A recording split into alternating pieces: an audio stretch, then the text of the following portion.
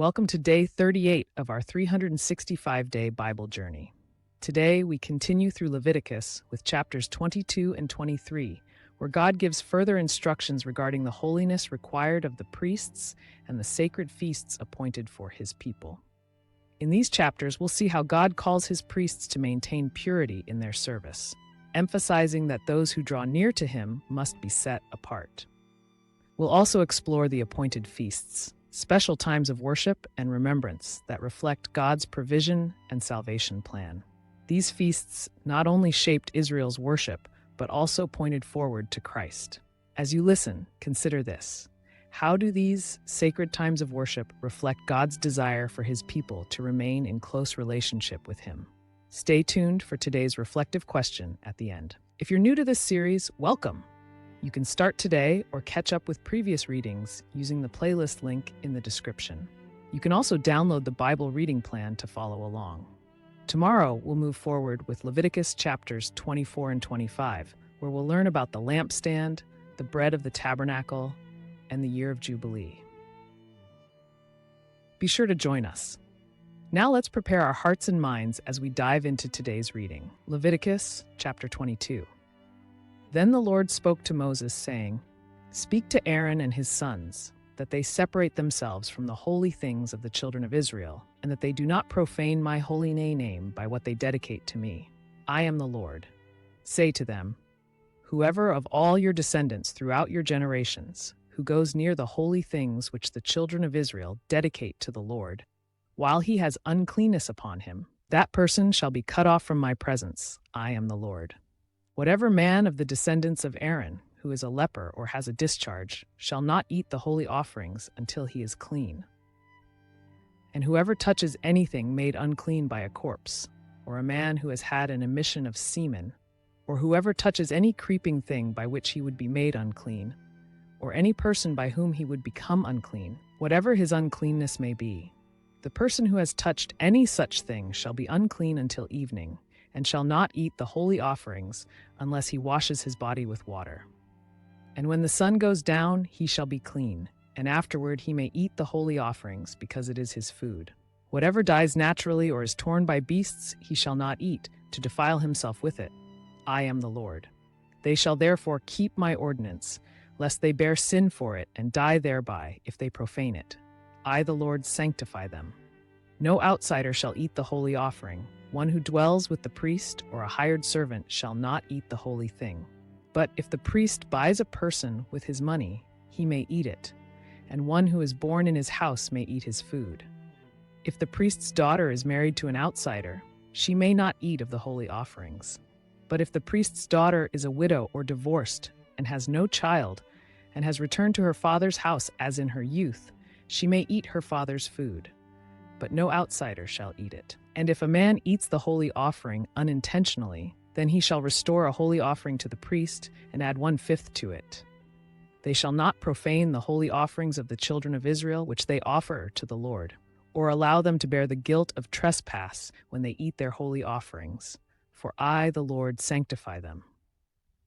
And the Lord spoke to Moses, saying, Speak to Aaron and his sons and to all the children of Israel, and say to them, Whatever man of the house of Israel, or of the strangers in Israel, who offers his sacrifice for any of his vows or for any of his free will offerings, which they offer to the Lord as a burnt offering, you shall offer of your own free will a male without blemish from the cattle, from the sheep, or from the goats. Whatever has a defect, you shall not offer, for it shall not be acceptable on your behalf. And whoever offers a sacrifice of a peace offering to the Lord, to fulfill his vow, or a free will offering from the cattle or the sheep, it must be perfect to be accepted. There shall be no defect in it.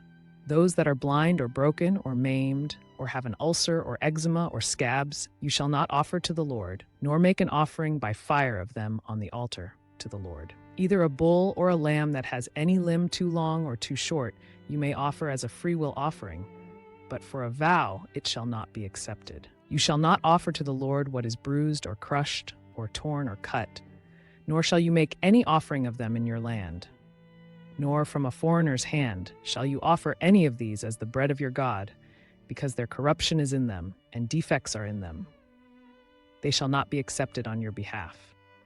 And the Lord spoke to Moses, saying, When a bull or a sheep or a goat is born, it shall be 7 days with its mother, and from the 8th day and thereafter it shall be accepted as an offering made by fire to the Lord. Whether it is a cow or ewe, do not kill both her and her young on the same day. And when you offer a sacrifice of thanksgiving to the Lord, offer it of your own free will. On the same day it shall be eaten. You shall leave none of it until morning. I am the Lord. Therefore you shall keep my commandments and perform them. I am the Lord. You shall not profane my holy name, but I will be hallowed among the children of Israel. I am the Lord who sanctifies you, who brought you out of the land of Egypt, to be your God. I am the Lord. This concludes Leviticus chapter 22. Leviticus chapter 23. And the Lord spoke to Moses, saying, Speak to the children of Israel, and say to them, The feasts of the Lord, which you shall proclaim to be holy convocations, these are my feasts. 6 days shall work be done, but the 7th day is a Sabbath of solemn rest, a holy convocation. You shall do no work on it. It is the Sabbath of the Lord in all your dwellings. These are the feasts of the Lord, holy convocations, which you shall proclaim at their appointed times. On the 14th day of the first month at twilight is the Lord's Passover, and on the 15th day of the same month is the feast of unleavened bread to the Lord. 7 days you must eat unleavened bread. On the first day you shall have a holy convocation. You shall do no customary work on it, but you shall offer an offering made by fire to the Lord for 7 days. The 7th day shall be a holy convocation. You shall do no customary work on it. And the Lord spoke to Moses, saying, Speak to the children of Israel, and say to them, When you come into the land which I give to you, and reap its harvest, then you shall bring a sheaf of the firstfruits of your harvest to the priest. He shall wave the sheaf before the Lord, to be accepted on your behalf. On the day after the Sabbath, the priest shall wave it. And you shall offer on that day when you wave the sheaf a male lamb of the first year, without blemish, as a burnt offering to the Lord. Its grain offering shall be 2/10 of an ephah of fine flour mixed with oil, an offering made by fire to the Lord for a sweet aroma, and its drink offering shall be of wine, 1/4 of a hin. You shall eat neither bread, nor parched grain, nor fresh grain, until the same day that you have brought an offering to your God. It shall be a statute forever throughout your generations in all your dwellings. And you shall count for yourselves from the day after the Sabbath, from the day that you brought the sheaf of the wave offering. 7 Sabbaths shall be completed. Count 50 days to the day after the 7th Sabbath. Then you shall offer a new grain offering to the Lord. You shall bring from your dwellings 2 wave loaves of 2/10 of an ephah. They shall be of fine flour. They shall be baked with leaven. They are the first fruits to the Lord. And you shall offer with the bread 7 lambs of the first year, without blemish, 1 young bull, and 2 rams. They shall be as a burnt offering to the Lord, with their grain offering and their drink offerings, an offering made by fire for a sweet aroma to the Lord. Then you shall sacrifice 1 kid of the goats as a sin offering, and 2 male lambs of the first year as a sacrifice of a peace offering. The priest shall wave them with the bread of the firstfruits as a wave offering before the Lord, with the 2 lambs. They shall be holy to the Lord for the priest, and you shall proclaim on the same day that it is a holy convocation to you. You shall do no customary work on it. It shall be a statute forever in all your dwellings throughout your generations. When you reap the harvest of your land, you shall not wholly reap the corners of your field when you reap, nor shall you gather any gleaning from your harvest. You shall leave them for the poor and for the stranger. I am the Lord your God.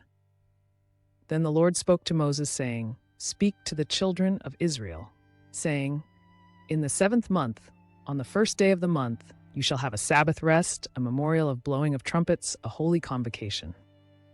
You shall do no customary work on it, and you shall offer an offering made by fire to the Lord. And the Lord spoke to Moses, saying, Also the 10th day of this 7th month shall be the day of atonement. It shall be a holy convocation for you. You shall afflict your souls and offer an offering made by fire to the Lord. And you shall do no work on that same day, for it is the day of atonement, to make atonement for you before the Lord your God. For any person who is not afflicted in soul on that same day shall be cut off from his people. And any person who does any work on that same day, that person I will destroy from among his people. You shall do no manner of work. It shall be a statute forever throughout your generations in all your dwellings. It shall be to you a Sabbath of solemn rest, and you shall afflict your souls. On the 9th day of the month at evening, from evening to evening, you shall celebrate your Sabbath. Then the Lord spoke to Moses, saying, Speak to the children of Israel, saying, The 15th day of this 7th month shall be the Feast of Tabernacles for 7 days to the Lord. On the first day there shall be a holy convocation. You shall do no customary work on it. For 7 days you shall offer an offering made by fire to the Lord. On the 8th day you shall have a holy convocation, and you shall offer an offering made by fire to the Lord. It is a sacred assembly, and you shall do no customary work on it. These are the feasts of the Lord which you shall proclaim to be holy convocations, to offer an offering made by fire to the Lord, a burnt offering and a grain offering, a sacrifice and drink offerings, everything on its day, besides the Sabbaths of the Lord, besides your gifts, besides all your vows, and besides all your free will offerings which you give to the Lord. Also on the 15th day of the 7th month, when you have gathered in the fruit of the land, you shall keep the feast of the Lord for 7 days. On the first day there shall be a Sabbath rest, and on the 8th day a Sabbath rest. And you shall take for yourselves on the first day the fruit of beautiful trees, branches of palm trees, the boughs of leafy trees, and willows of the brook, and you shall rejoice before the Lord your God for 7 days. You shall keep it as a feast to the Lord for 7 days in the year. It shall be a statute forever in your generations. You shall celebrate it in the 7th month. You shall dwell in booths for 7 days. All who are native Israelites shall dwell in booths, that your generations may know that I made the children of Israel dwell in booths when I brought them out of the land of Egypt. I am the Lord your God. So Moses declared to the children of Israel the feasts of the Lord.